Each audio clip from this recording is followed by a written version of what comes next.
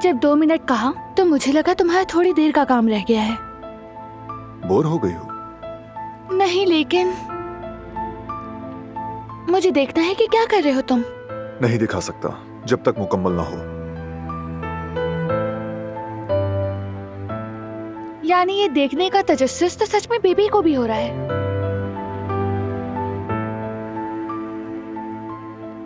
ठीक है, मैं बैठ जाती हूँ।